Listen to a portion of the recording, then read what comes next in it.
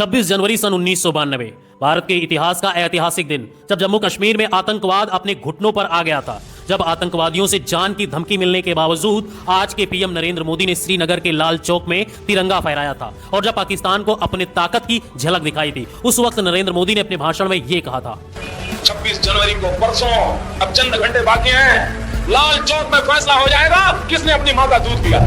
तो आखिर कैसे अपोजिशन पार्टी के एक आम कार्यकर्ता होने के बावजूद उस वक्त नरेंद्र मोदी ने जम्मू कश्मीर में आतंकवाद को मुंहतोड़ जवाब दिया था। इस साल टेंट में विराजित रामलला के सामने वो कौन सी प्रतिज्ञा ली थी और जब वो आध्यात्मिक की तलाश में हिमालय गए थे तब उनके गुरुजी ने उन्हें कौन सा मंत्र दिया था, जानेंगे इस वीडियो में। लेकिन उससे पहले अगर आप चैनल पर नए हैं तो चैनल को सब्सक्राइब करके बेल आइकन जरूर दबा दें। दरअसल साल 1992 में जम्मू कश्मीर में आतंकवाद अपने चरम पर था। तभी बीजेपी के वरिष्ठ नेता मुरली मनोहर जोशी ने ऐलान किया था कि वो श्रीनगर के लाल चौक पर भारत का तिरंगा फहराएंगे, जिसके लिए कन्याकुमारी से कश्मीर तक एकता यात्रा निकाली गई थी। लेकिन साथियों, आतंकवादियों ने इस रैली में शामिल होने वाले नेताओं को जान से मारने की धमकी भी दी थी। तभी नरेंद्र मोदी ने कश्मीर पहुंचने से ठीक 2 दिन पहले 24 जनवरी के दिन कुछ ऐसा भाषण दिया था जिसे सुनकर आतंकवादियों के पसीने छूट गए थे। उन्होंने कहा था कि हमारी यात्रा में आतंकवादियों की कमर तोड़ दी है, उन्हें परेशान कर दिया है। लाल चौक पर पोस्टर लगाए गए हैं, दीवारों पर लिखा है कि जिन्होंने अपनी मां का दूध पिया है वो श्रीनगर के लाल चौक पर आए और आकर भारत का तिरंगा झंडा फहराएं। तो मोदी ने कहा, आतंकवादियों कान खोलकर सुन लो, 26 जनवरी यानी परसों में अभी चंद घंटे बाकी हैं। अब लाल चौक पर ही फैसला होगा कि किसने अपनी मां का दूध पिया है और किसने नहीं। 26 जनवरी के दिन नरेंद्र मोदी मुरली मनोहर जोशी के साथ लाल चौक पर पहुंचे और तिरंगे को बड़ी शान से फहराया। 17 मिनट तक चले इस प्रोग्राम में कार्यकर्ता काफी चिंता में खड़े थे। आतंकवादियों में दहशत फैल गई। उन्होंने एक रॉकेट भी दागा जो लाल चौक से थोड़ी दूरी पर गिरा जाकर, और 5 से 10 फीट की दूरी पर गोलियां भी चलाई गई। लेकिन देशभक्तों के हौसलों के आगे सब कुछ फेल हो गया। ऐसे और भी कुछ किस्से हैं जिसमें प्रधानमंत्री मोदी ने देश के कई दुश्मनों को खुलेआम चुनौती दे डाली। लेकिन दोस्तों, क्वेश्चन यह है कि नरेंद्र मोदी के दिल में देश के लिए इतना प्यार और सम्मान जगा कैसे और क्यों? वो देश के लिए मर मिटने के लिए कैसे तैयार हो गए? आइए जानते हैं प्रधानमंत्री मोदी से जुड़ी कुछ अनसुनी कहानियों के जरिए। प्रधानमंत्री मोदी आजाद भारत में जन्मे ऐसे प्रधानमंत्री हैं जिनका जन्म 17 सितंबर 1950 के दिन गुजरात जिले के मेहसाणा जिले के वडनगर गांव में एक गरीब परिवार में हुआ। उनकी मां का नाम हीराबेन मोदी और पिता का नाम दामोदर दास मोदी। आपको बता दें कि 6 भाई बहनों में तीसरे नंबर पर थे नरेंद्र मोदी। बचपन में उनके पिता वाडनगर रेलवे स्टेशन पर चाय बेचा करते थे और नरेंद्र मोदी इस स्टॉल पर अपने पिताजी की मदद किया करते थे, जहां पर ट्रेनों के डिब्बे में जाकर चाय बेचते थे। उनके बारे में लिखने वाले बताते हैं कि प्रधानमंत्री मोदी बचपन से ही पढ़ाई में एवरेज स्टूडेंट रहे हैं, लेकिन उन्हें स्कूल के नाटकों में हिस्सा लेना काफी पसंद था। भले ही उनके जेब खाली हो, लेकिन उनका दिल, दिमाग और साहस भरपूर रहता था। मोदी जी बताते हैं कि उनकी स्कूल के पास एक झील हुआ करती थी जिसमें अक्सर खेलने जाया करते थे। एक बार उन्हें वहां पर एक मगरमच्छ का बच्चा मिला जिसको बहुत ही बहादुरी से उठाकर वो घर लेकर आया, लेकिन मां हीराबेन के समझाने के बाद उन्होंने उसे वापस झील में छोड़ दिया। खेलकूद के अलावा इतिहास पढ़ने का बहुत शौक रखते थे, इसलिए वो लाइब्रेरी जाकर कई साल पुराने अखबार और देश के इतिहास से जुड़ी किताब भी पढ़ते थे। इसके अलावा वो स्वामी विवेकानंद जी से काफी प्रेरित थे, इसलिए वो उनकी सभी किताबें पढ़ा करते थे।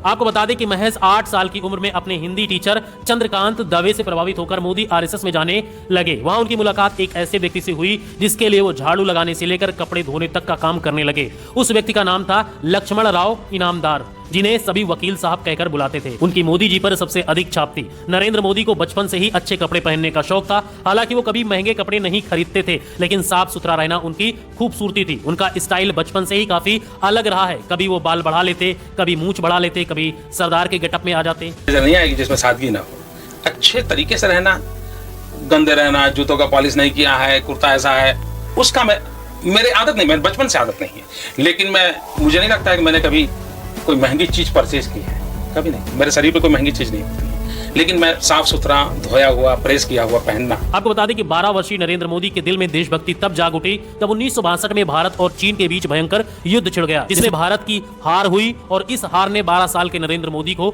झकझोर दिया और उन्होंने देश की सेवा करने के लिए सेना में भर्ती होने की ठान ली। लेकिन पैसों की तंगी होने के कारण वो आर्मी स्कूल तो नहीं जा पाए, लेकिन उन्होंने एनसीसी ज्वाइन कर लिया। फिर 1965 में हुई इंडो पाक जंग के दौरान उन्होंने भारतीय सैनिकों की काफी सेवा की। दरअसल जब भी वडनगर रेलवे स्टेशन पर सैनिकों से भरी ट्रेन आती तो मोदी जी उन्हें चाय और खाना पहुंचाया करते थे। बचपन से ही स्वामी विवेकानंद को अपना प्रेरक मानते आए हैं। उन्होंने 1967 में अपना पारिवारिक जीवन त्याग कर स्वामी विवेकानंद की दीक्षा लेने दीक्षा मठ जा पहुंचे, लेकिन उन्हें वहां दीक्षा नहीं दी गई क्योंकि रामचंद्र मिशन का सन्यासी बनने के लिए उनका ग्रेजुएट होना बहुत जरूरी था। लेकिन वो दुखी होने के बजाय आध्यात्म की तलाश में हिमालय जा पहुंचे, जहां पर उनके साथ कुछ ऐसा हुआ जिसकी बदौलत आज मोदी प्रधानमंत्री हैं। कहा जाता है कि हिमालय की घाटियों में नरेंद्र मोदी को एक साधु मिले थे, जिनका शिष्य बनकर उन्होंने तपस्या करना शुरू किया। इसके साथ भगवा वस्त्र और कमंडल लेकर इन्होंने कई राज्यों में यात्रा करना शुरू किया। एक दिन उनके गुरुजी ने उन्हें बुलाया और कहा कि बालक नरेंद्र, तुम कर क्या रहे हो?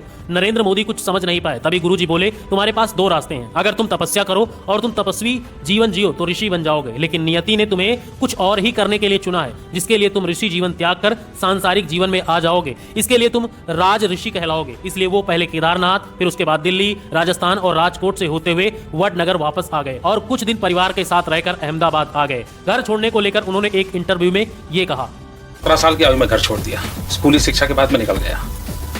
वो तब से लेकर के आज तक मैं भटक रहा हूँ नई चीजें पाने के लिए। जहां उन्होंने चाय की कैंटीन में काम करने के साथ साथ आरएसएस ज्वाइन कर लिया और एक प्रचारक के रूप में काम करना शुरू कर दिया। 1975 में जब इंदिरा गांधी ने कई राजनीतिक कारणों के कारण राज्य में आपातकाल लगा दिया, तब उस समय मोदी जी सरदार के रूप में पुलिस से छुपकर सरकार की नीतियों का विरोध करते रहे। साल 1985 में नरेंद्र मोदी को बीजेपी से अधिकार मिला और पार्टी के प्रचार प्रसार में लग गए। लाल कृष्ण आडवाणी को मोदी जी का राजनीतिक गुरु माना जाता है। 90 के दशक में जब मोदी जी ने आडवाणी की सोमनाथ से अयोध्या यात्रा में बड़ी भूमिका निभाई, जिस वक्त अयोध्या में घटना हुई उसके बारे में बहुत कम लोग जानते हैं। बताया जाता है कि 1992 में अपने 2-4 साथियों के साथ नंगे पांव अयोध्या रामलला के टेंट में पहुंचे, जहां प्रभु श्री राम को कड़ी तपस्या करते हुए देखा। वो भावुक हो गए। उस समय उन्होंने भगवान राम की सौगंध खाते हुए प्रतिज्ञा ली कि मैं दोबारा आपके दर्शन करने तभी आऊंगा जब आपका भव्य मंदिर विराजमान हो जाएगा। इस बात को 32 साल हो गए, लोग भूल गए, लेकिन नरेंद्र मोदी नहीं भूले। उनके नेतृत्व में रामलला को न्याय मिला और 22 जनवरी 2024 के ऐतिहासिक दिन पर उन्होंने नवनिर्मित राम जन्मभूमि मंदिर का उद्घाटन किया और उनकी प्रतिज्ञा पूरी हुई। और उसके बाद उन्होंने अपने भाषण में रामलला के लिए कुछ ऐसे बोल लिखे जिसे सुनकर आपके रोंगटे खड़े हो जाएंगे। रास्ता है, राम भारत का आधार है, राम भारत का विचार है, राम भारत का विधान है, राम भारत की चेतना है, राम भारत का चिंतन है, राम भारत की प्रतिष्ठा है, राम भारत का प्रताप है, राम प्रवाह है, राम प्रभाव है, राम नीति भी है, राम नीति भी है, राम नित्यता भी है, राम निरंतरता भी है, राम विभु है, विशद है, राम व्यापक है, विश्व है, विश्वात्मा है।